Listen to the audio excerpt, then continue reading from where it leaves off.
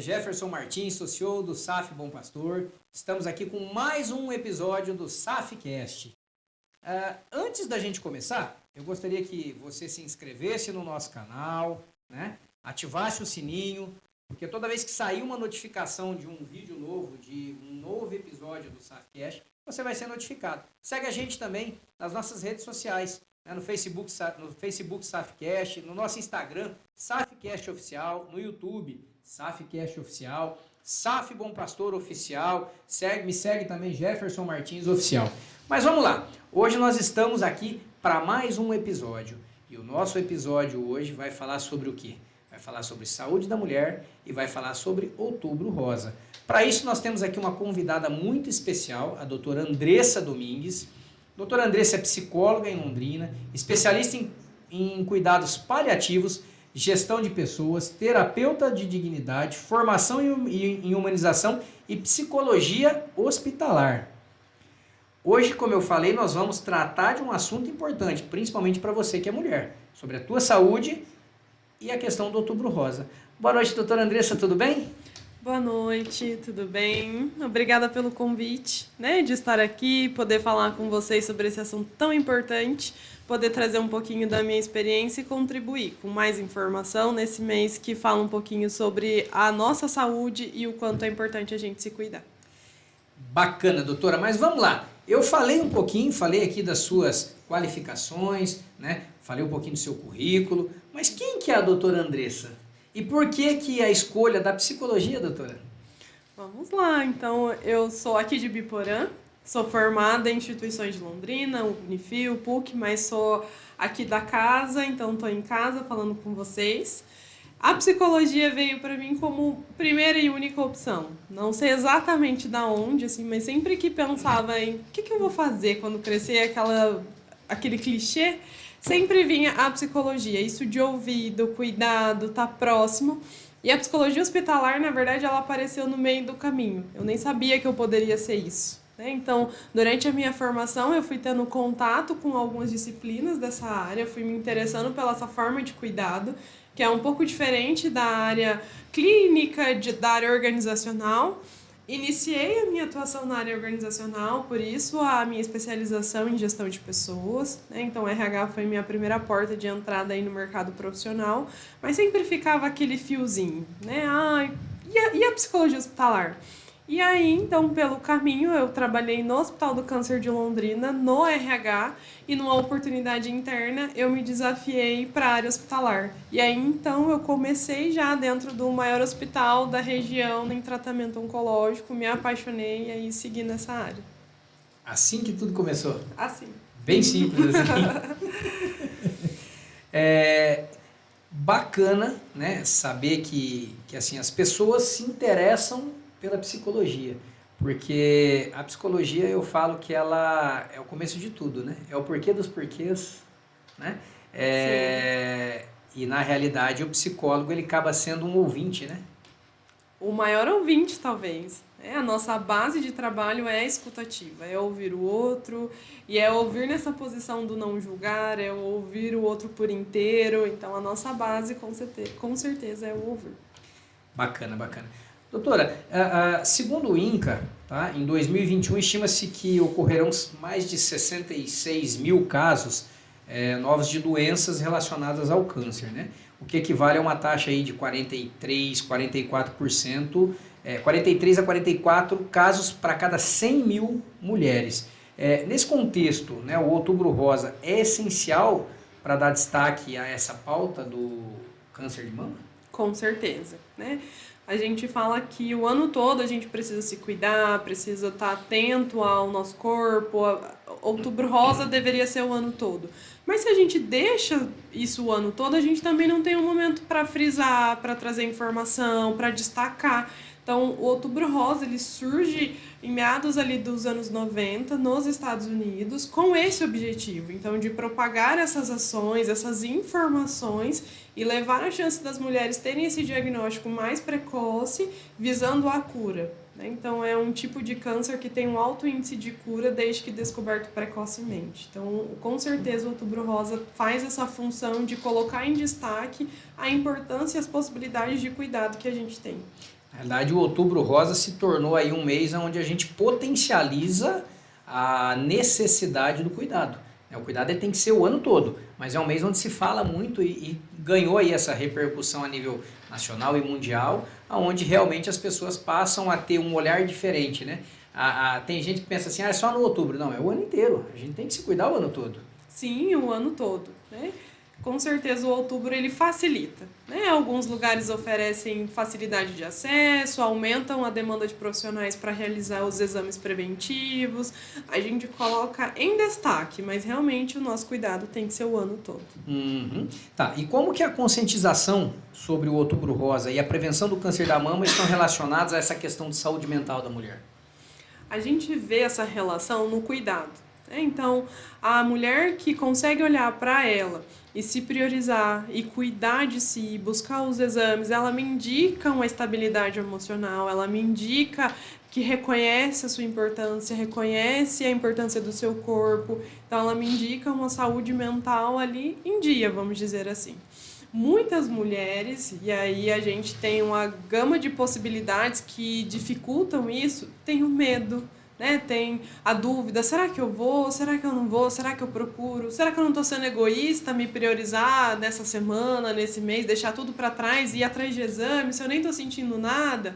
Então, quando a gente fala de Outubro Rosa e saúde mental, a gente olha como um cuidado, né? A gente olha a mulher se cuidando, a mulher se priorizando, a gente olha a autoestima dela nesse processo de se cuidar, de se olhar. A autoestima, às vezes, a gente identifica como coisas mais estéticas, às vezes a mídia traz um pouco disso de estar relacionada à estética, ao corpo, mas na verdade é muito mais abrangente. Então, a mulher que se prioriza no Outubro Rosa ou em outros processos, ela me indica que a saúde mental dela está em dia, está estável e que ela está se priorizando, porque é isso que a psicologia vai ajudar ela a fazer nesse processo. Uhum.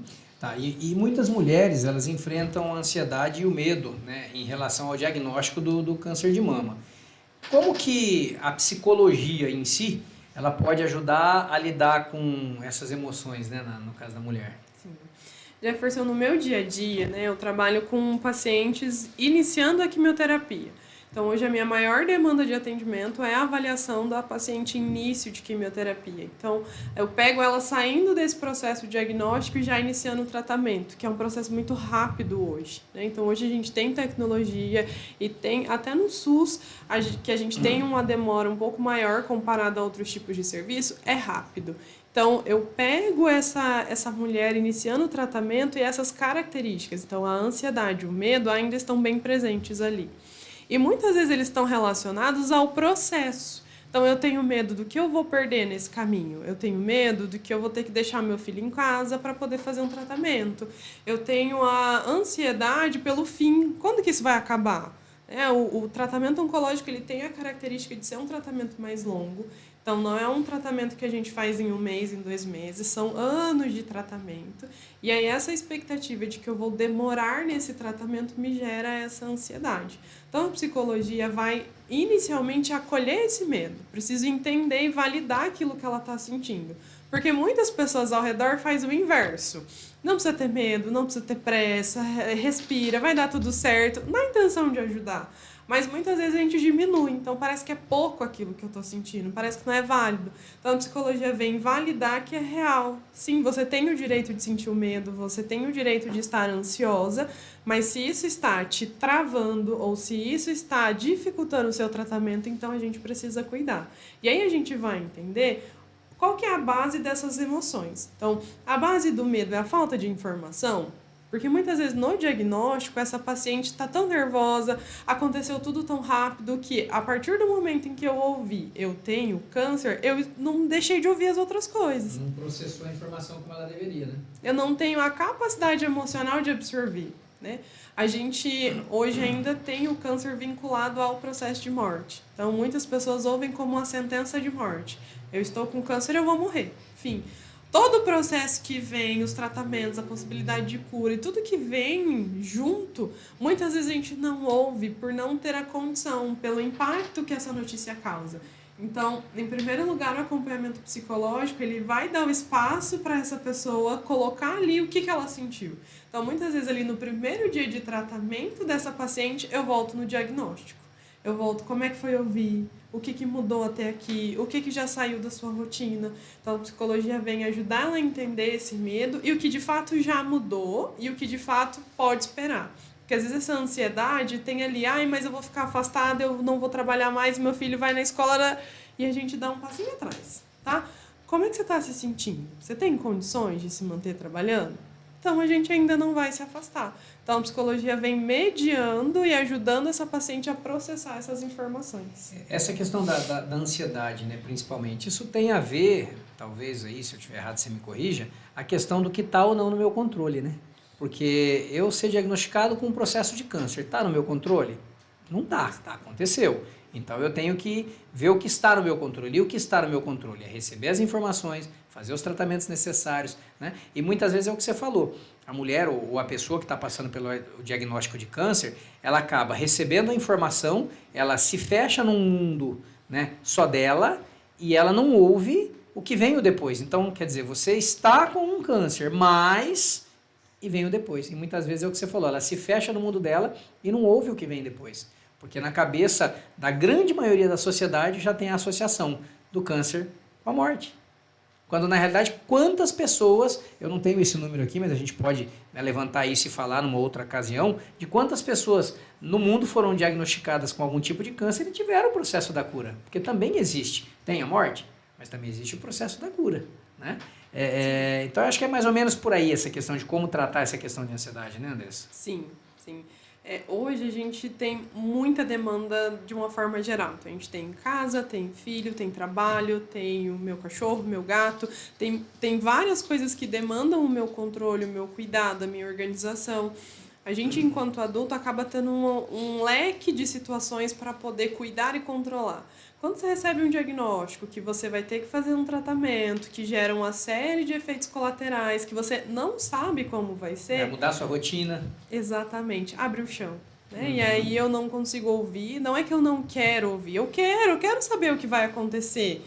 É exatamente isso que eu quero, mas eu não tenho recurso para isso. Então, essa perca do controle, a perca daquilo que eu cuido, daquilo que é meu, gera esse descontrole das emoções nesse contexto. Pois é, e aí, aí vem o diagnóstico do câncer de mama ou qualquer outro tipo de situação. A maioria das vezes a autoestima da pessoa vai lá para baixo, a imagem corporal dela destrói. Que estratégia psicológica, né? Para quem está assistindo a gente pode dizer que é útil, né, para lidar com essa questão. O que pode ser feito, né, nessa situação? Acabei de receber a informação, minha autoestima foi lá para baixo. Existe alguma estratégia psicológica que a pessoa consiga, por exemplo, de fazer um autotratamento, uma alta situação que ela consiga por si só? Né? A gente sabe que muitas vezes a gente não consegue tudo sozinho. A gente precisa procurar o especialista. Né? Mas tem alguma coisa que já dá para começar e tentar amenizar essa situação? O primeiro ponto, Jefferson, é a gente se conhecer. Quando a gente fala de autoestima, a gente precisa entender que não é só uma pontinha. Né? A autoestima, a formação da nossa autoestima, ela passa por vários caminhos. Mas acaba que a sociedade destaca a nossa imagem corporal, destaca as questões estéticas, e a gente acaba ficando preso a isso. Então para eu melhorar a minha autoestima, eu preciso ir no spa? Talvez ajude, mas talvez não seja aquilo que te faça sentido. Então, quando a gente olha primeiro pra gente, o que faz sentido? O que faz você se sentir bem? O que recarrega as suas energias como um todo? A gente parte dali. Às vezes, passar um tempo com o meu bichinho, com o meu cachorro, com o meu gato, me recarrega a energia de um jeito que um dia no spa não vai funcionar. Às vezes, passar uma tarde com meu filho, fazer coisas com ele ao ar livre, ou às vezes ficar quietinha na minha casa, me recarrega de uma forma que outras funções não recarregaria. E às vezes sim, é passar um dia no salão e cuidando de mim, cuidando da pele, cuidando da minha unha, que vai fazer a diferença. Então, em primeiro lugar, a gente precisa se reconhecer. E por isso que às vezes é difícil a gente até indicar alguma coisa inicial sozinho. Porque o autoconhecimento também é um processo feito na psicoterapia, no acompanhamento psicológico, que dá esse suporte, que dá o espaço para você se conhecer, sem achar que você está sendo egoísta. Porque muitas vezes a gente começa a fazer isso sozinho e aí vem esse sentimento. Poxa, mas eu estou pensando só em mim.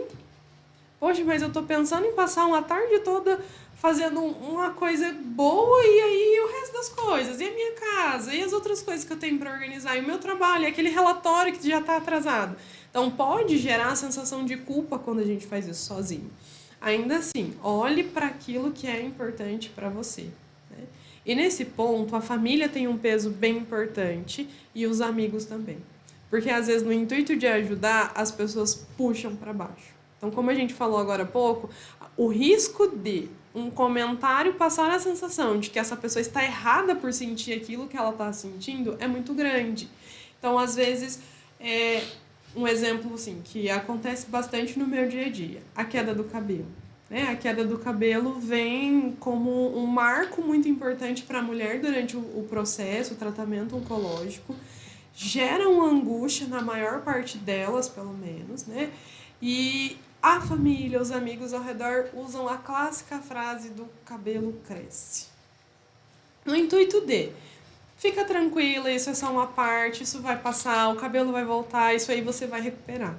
A pessoa ouve e sente de que maneira? O meu cabelo não é importante. Eu não posso me sentir mal pelo meu cabelo.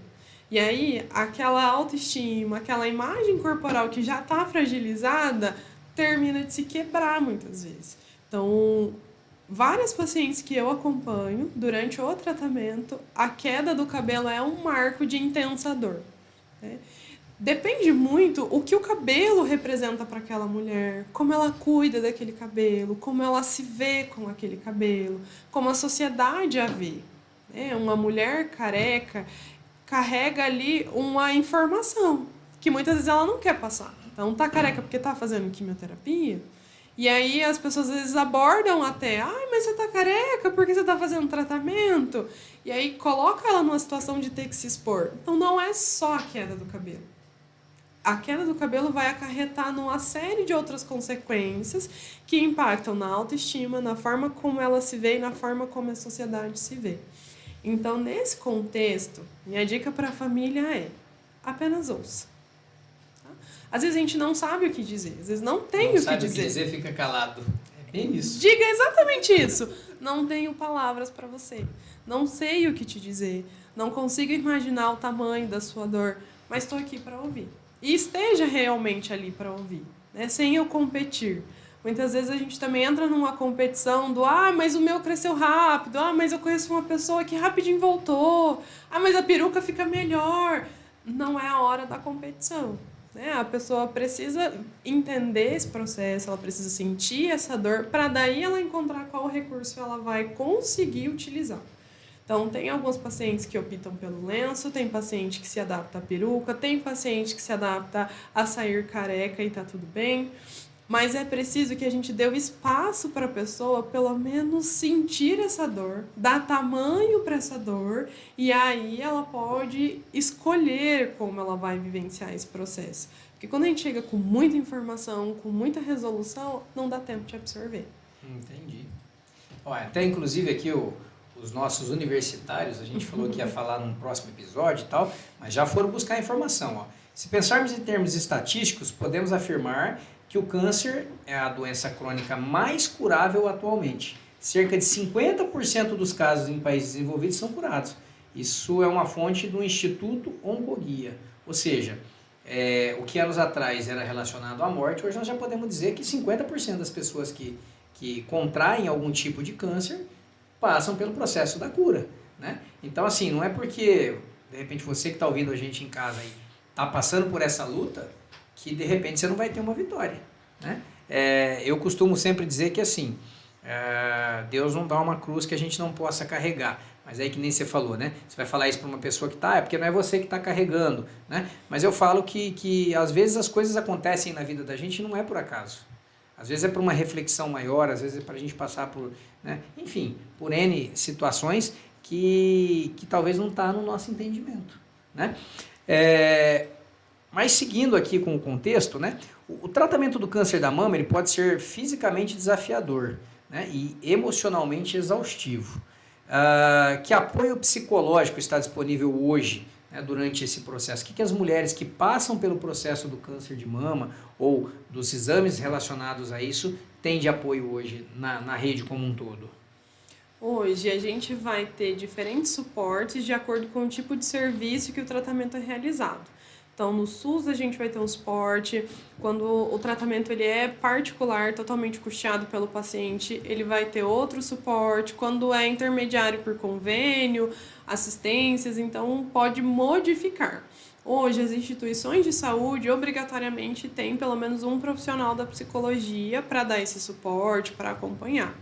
Um ponto importante é que, nesse contexto, a psicologia vai como um suporte, um apoio, com o foco de ajudar o paciente a entender o processo do adoecimento e o que muda na rotina dele no dia a dia do tratamento. Então, o que a gente precisa ajustar e como que eu lido com as emoções que estão correlacionadas a esse processo do tratamento e da doença. A psicoterapia convencional é um processo diferente, onde a gente pode falar e abordar e analisar daí um contexto muito maior de vivências e de situações do nosso dia a dia. Então, hoje, o SUS, ele oferece esse suporte emocional. Então, no nosso hospital da região de referência, que é o HCL, né, o hospital aqui de Londrina, tem uma equipe de psicologia, então são vários profissionais que atendem ali, porém é um hospital que atende a região, então a demanda, né, o número de pacientes ali é muito grande, então a gente não vai conseguir atender todo mundo que passa por lá. Dentro de alguns planos de saúde, vai ter disponível, talvez ali no período do atendimento, uma profissional. Em alguns planos a gente já identifica isso, mas alguns optam por ter uma clínica multiprofissional, que aí esse paciente pode ir lá e solicitar esse atendimento, né?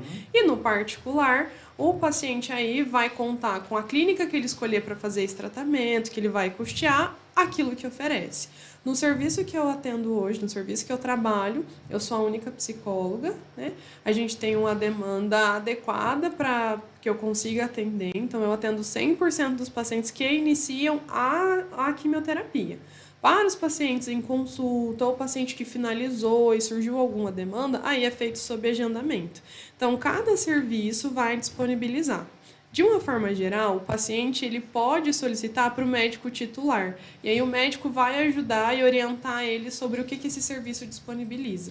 Tá? Então, hoje a gente tem o reconhecimento do profissional da psicologia muito mais intenso na área da saúde, mas em alguns casos essa questão da demanda, do número de paciente, a gente pode não ter esse contato assim direto. E aí a gente tem o direito de buscar e de pedir, de se informar o que a gente tem ali naquele serviço. Entendi. Então, quer dizer, existe hoje uma rede bem ampla aí de apoio e de atendimento para essas situações, né?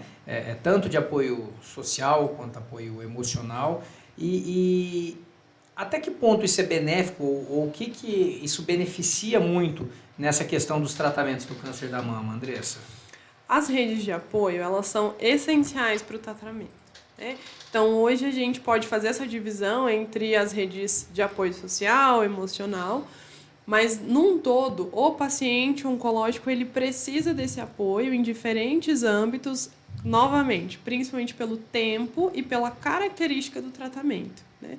Num geral, as quimioterapias tendem a gerar um cansaço no paciente, tendem a gerar baixa imunidade do paciente. Então, a gente acaba privando esse paciente, às vezes, de conviver em lugares que ele costumava frequentar, ele prefere evitar um pouquinho da aglomeração, porque a imunidade está mais baixa, ou prefere ficar mais em casa porque está se sentindo mais cansado. Mas se ele está cansado para sair, ele também está cansado para limpar a casa. E aí, quem que vai ajudar? Então, essa rede de apoio social, ela também vem nesse contexto, né? Os amigos e os familiares, eles também estão ali para esse tipo de ajuda. Às vezes as pessoas têm a ideia de que, poxa, se eu estou na rede de apoio dessa pessoa que está nesse tratamento, eu tenho que ir lá e ouvir. Tem que ouvir o tempo todo, tem que estar emocionalmente bem para ela o tempo todo.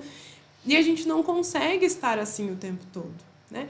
Mas às vezes eu consigo lavar a louça do café da manhã para essa pessoa todos os dias. E no dia a dia daquela pessoa vai fazer diferença porque a casa dela está mais organizada, né?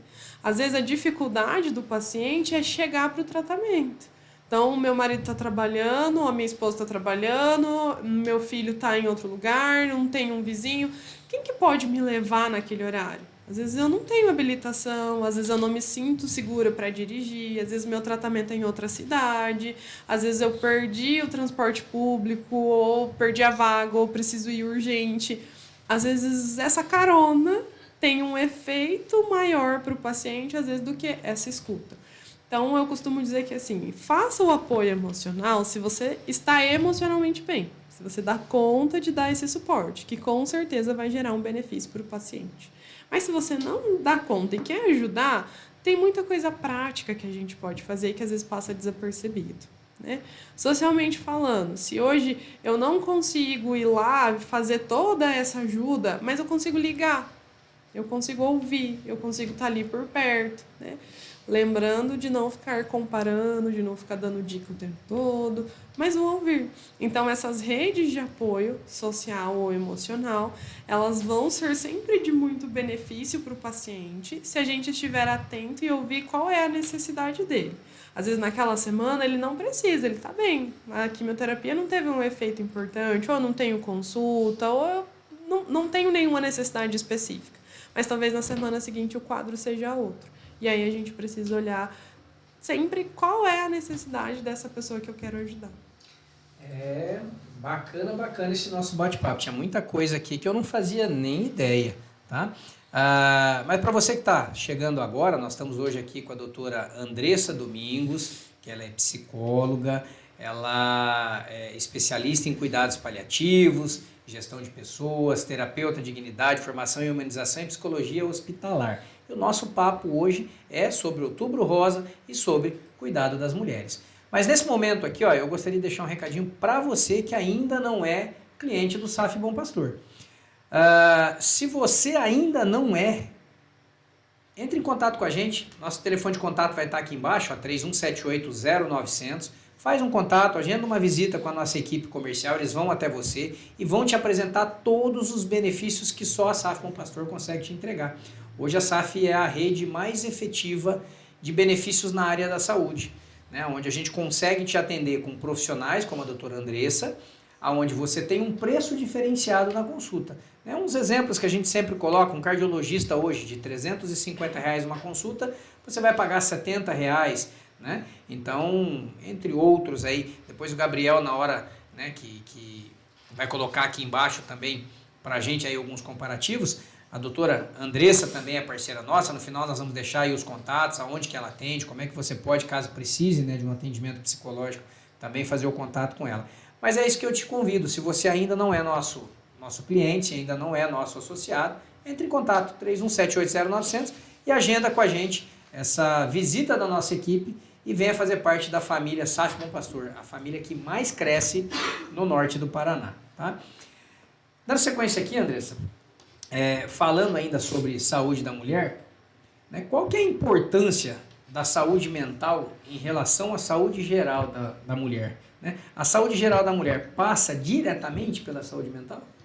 Sim, né? Somos seres únicos e complexos. Então, com certeza, quando a gente fala de saúde, a gente fala de saúde emocional junto, né? E uma coisa está totalmente ligada à outra. Então, quando a minha saúde física não vai bem, a tendência é que emocionalmente eu também oscile. A tendência é que emocionalmente haja algum sintoma, algum sinal ali. Seja pela preocupação, então, seja pela minha ansiedade que muda, seja pela rotina que muda por eu ter que fazer alguns exames e cuidar da minha saúde geral, vamos dizer assim, mas elas estão sempre entrelaçadas, né? E aí, nesse sentido, é sempre importante buscar profissionais que trabalhem de forma multi, que trabalhem em conjunto, né? Várias especialidades se conversando e oferecendo melhor. Então, hoje na minha atuação, eu busco sempre identificar quando um sintoma está querendo me dizer algo a mais. Esse sintoma não é só emocional, esse sintoma está persistindo, porque pode ter uma disfunção ali de hormônio, pode ter outros tipos de disfunções físicas acontecendo, pode ter um quadro de dor muito importante e que a condução do quadro emocional acaba não sendo efetiva, porque tem mais coisa acontecendo. E aí eu preciso sempre estar atenta para encaminhar essa paciente, para daí outros profissionais também fazerem esse cuidado. Da mesma forma, os médicos, nutricionistas e, enfim, outros profissionais que acompanham de também ter esse olhar. Poxa, essa dor que a gente fez vários manejos, a gente buscou várias formas de acompanhar, não passa. E intensifica em determinada situação, quando alguma coisa não vai bem, quando eu tenho uma discussão na minha família, quando eu inicio um processo de tratamento desafiador. Então, tem mais coisas ali intensificando esse sintoma físico. E aí, cuidar da saúde da mulher é olhar que ela é completa, que ela é complexa e que a gente precisa ter esse olhar daí no contexto de vários contextos, assim, né? Que a gente possa olhar ela como um todo e não só um pedacinho. Então, se eu cuido só da saúde emocional e abro mão das outras coisas, isso vai voltar em algum momento. Isso vai chamar, isso vai se potencializar e a gente precisa estar atento. Entendi. E falando agora da questão do câncer da mama, né? Existem algumas predisposições, existem algumas coisas que indicam, ou que, como é que eu poderia, né, dizer aqui, algumas predisposições no sentido de que indicam que a pessoa tenha essa disposição ou não para o câncer da mama? Tem os fatores de risco, né? Então, por exemplo, a obesidade é um fator de risco. Temos os riscos genéticos, então quando familiares de primeiro grau, ali, o nossa mãe, nosso pai, pessoas mais direto, né, nesse vínculo direto, tiveram câncer, e aí não só o de mama, mas qualquer histórico de câncer, a gente tem uma predisposição, então a gente entra num fator de risco. Tem a questão da menopausa tardia, que a gente entende como a última menstruação sendo após os 50 anos. Tem a menstruação precoce, que a gente entende quando ela acontece antes dos 12 anos de idade, né? Tem a exposição ao uso de álcool frequente, ao uso da radiação em idade jovem. A gravidez após os 30 anos também pode gerar um fator de risco. O sedentarismo. Então, tem alguns fatores que nos deixam predispostas, né, a correr o risco de ter o câncer de mama. E, em primeiro lugar, ser mulher. Aí uma pessoa que foi acometida por um câncer, né? Ela faz um tratamento, ela recebe ali depois de um determinado período um diagnóstico de cura. Isso não significa que ela nunca mais vai ter um câncer. Ela pode voltar a ter e de repente até em outro local. Sim. Então, a gente entende o câncer como um crescimento desordenado de células. Somos compostos por células, então a gente corre esse risco, né? A pessoa, ela teve um câncer, ela fez o tratamento, ela encerrou o acompanhamento e é determinada a cura. Pode ser que isso surja um novo câncer num outro momento da vida, por um outro fator de risco, e a gente acaba tendo que iniciar todo esse processo novamente, se cuidar novamente, fazer o tratamento novamente. Então, é uma realidade, pode ser que aconteça, e por isso, quanto mais atento a gente está a esses sintomas, aos sinais que a doença dá, então, uma dor que não passa, uma coceira, um incômodo, a gente precisa estar atento, precisa buscar um médico, tirar a dúvida e estar sempre acompanhando o nosso desenvolvimento. E a questão do autoexame? A mulher, ela tem que fazer isso, né, que nem você falou. A primeira coisa é a pessoa se conhecer, né? O autoexame, ele ajuda muito em, de repente, diagnosticar isso precocemente e buscar, né, um tratamento logo, né? Porque quanto mais cedo se começa o tratamento, acredito eu que o resultado seja melhor. Sim. Quanto mais precoce a gente tem essa identificação, maiores são as chances de cura e possibilidade de tratamento. O autoexame é a forma que a mulher tem de se conhecer e de saber identificar ali sinais que possam, né, chamar a atenção. Então, o caroço, a vermelhidão, a coceira, a mudança da textura da pele vão chamar a atenção quando a gente se toca, quando a gente se olha no espelho, tá? Então, com certeza é indicado que a gente faça, mas que não seja o único, né? Então, manter as consultas frequentes no ginecologista, né, no nosso médico de confiança, no nosso clínico geral. Lembrando que o médico especialista para a saúde da mama é um mastologista, mas como a gente inicia o acompanhamento com o ginecologista muito mais né, muito mais precoce, vamos dizer assim. Então, geralmente ali na nossa primeira menstruação a gente já começa esse acompanhamento, acaba sendo um médico que a gente tem mais vínculo, que também ajuda a gente nesse processo. Geralmente nesses exames o médico faz essa avaliação clínica, já olha. Então, a primeira orientação é: mantenha os seus exames ginecológicos e de uma forma geral sempre em dia e acompanhando com o seu médico. Após os 40 anos, a gente indica que seja feita a mamografia de rotina e aí a gente busca um médico especialista, um mastologista, em qualquer sinal de alerta em relação à nossa mama. Tá? Claro que a gente tem esse vínculo com esse médico que acompanha a gente a vida toda e a gente não precisa quebrar, mas só para saber que não tem nenhuma barreira que impeça a gente de chegar nesse especialista da mama, caso surja alguma dúvida, surja algum sintoma que a gente precise esclarecer e precise saber o que está acontecendo. Pois é, doutora, você falou agora há pouco a respeito da menstruação, né? E a gente sabe que, principalmente nós todos, mas principalmente as mulheres, elas são formadas de muitos hormônios, né? E eu falo que assim, ela tem um hormônio de manhã, ela tem outro no meio do dia, ela tem outro à noite. Ela muda assim de cedo para de noite, que nem a nossa temperatura ultimamente, né? Levanta o dia 40 graus, à noite está 16 graus, então ela altera durante o dia, né? Isso ocorre muito principalmente durante o ciclo menstrual, né? E no caso das mulheres de mais idade, na chegada da menopausa, né? Isso tem um impacto direto na questão da saúde mental, né? Como, né, quem está assistindo a gente, quem está em casa agora, como que elas podem, de repente, amenizar um pouco esse impacto, né, na saúde mental? Então, o primeiro cuidado que a gente tem que ter é realmente esse acompanhamento com o nosso médico. Então, nessas fases, na menopausa, no ciclo menstrual, a gente tem a oscilação dos nossos hormônios, né? E que são substâncias produzidas pelo nosso sistema endócrino, e esse sistema ele cuida do nosso desenvolvimento, do nosso crescimento, do nosso bem-estar. Então, se esse sistema está produzindo as coisas de forma desordenada, seja para mais, seja para menos, ou a gente tem sentido isso numa intensidade maior, que tem prejudicado o nosso dia a dia.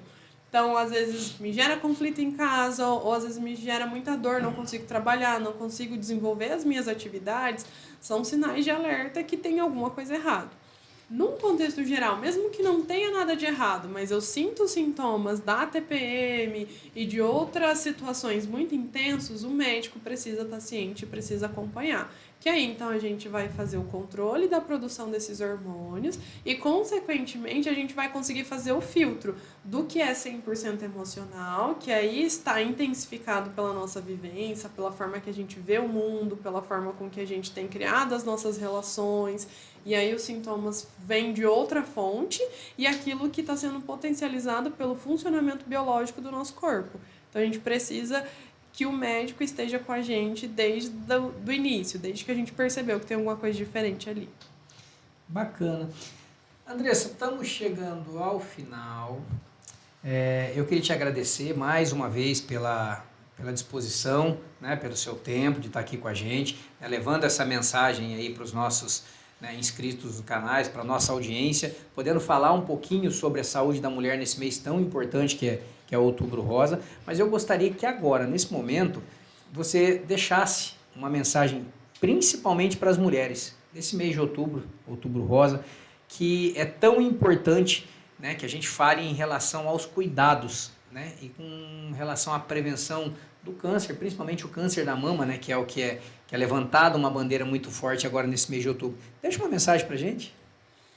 Eu gostaria de dizer para você, mulher, se cuide de todas as formas e use todas as ferramentas que você tem e não se sinta egoísta por isso. Muitas vezes, quando a gente se prioriza, esse sentimento pode aparecer e faz com que a gente recue, que a gente dê um passo atrás, que a gente espere mais um pouquinho, que a gente priorize outras coisas da nossa vida. E quando a gente fala de tratamento, de saúde, de doença, uma semana, um mês, um dia pode fazer diferença. Então, se cuidem, busquem as ferramentas que vocês têm, não tenham vergonha de perguntar, de pedir ajuda. A gente está aqui proporcionando esse espaço para vocês, estamos aqui trazendo informação, mas vocês podem buscar muito mais, podem se cuidar muito mais do que o que a gente já disse aqui, o que a gente colocou aqui. E acho que essa é a mensagem principal desse mês. Se olhem, se cuidem, se priorizem e não se sintam egoístas por isso. E se toquem. Literalmente se toca. Andressa, deixa seus contatos, suas redes sociais, como é que a gente acha a doutora Andressa, né? Principalmente nossa parceira no 31780900, que é o telefone de contato do SAF Bom Pastor, né? Ela vai deixar aqui pra gente também as redes sociais e os contatos. Como é que a gente acha a doutora Andressa? Então, hoje eu presto atendimento na cidade de Londrina, através do consultório. Então, em parceria com vocês, podem, né, entrar em contato e pedir o meu contato direto para fazer o agendamento das consultas. Podem encontrar também no Instagram, então, psique, né, de psicóloga _ Andressa Domingos. Tem algumas informações por lá e fico à disposição também para tirar dúvida. Podem mandar mensagem, às vezes a gente acaba lembrando de coisas depois que passou. Então, sintam-se à vontade para perguntar e tirar dúvida que for importante para vocês. Então, bora lá, vamos localizar a doutora no Instagram. Se precisar, ó, chama no direct, deixa uma mensagenzinha, tenho certeza que ela vai ter o prazer de responder para vocês. Certo? Certinho, gente. Obrigada pelo convite. Obrigado, doutora. Gostaria de agradecer a sua presença, que ficou com a gente até esse momento, assistindo aqui essa entrevista bacana, esse bate-papo bacana com a doutora Andressa, psicóloga. Falamos aqui hoje sobre saúde da mulher, nesse mês importantíssimo que é a campanha de prevenção contra o câncer da mama, tá? Gostaria de pedir para vocês também não esquecer de se inscrever no nosso canal, né? Ativar o sininho, porque toda vez que tiver um episódio novo você vai receber, né, o comunicado que tem vídeo novo para você assistir, tá? Seguir a gente nos nossos canais oficiais. Então tem lá no Facebook o SAFcast, no Instagram o SAFcast Oficial, no YouTube, que é aqui onde está nos assistindo, SAFcast Oficial. Segue também o SAF Bom Pastor. Não deixa de curtir as nossas páginas. E, mais uma vez, agradeço a você pelo privilégio de permitir que a gente possa chegar à sua vida através do SAFcast. Agradeço a Deus também pela oportunidade que Ele me deu de mais um dia de vida e até o nosso próximo episódio, se assim Deus nos permitir. Fiquem com Deus.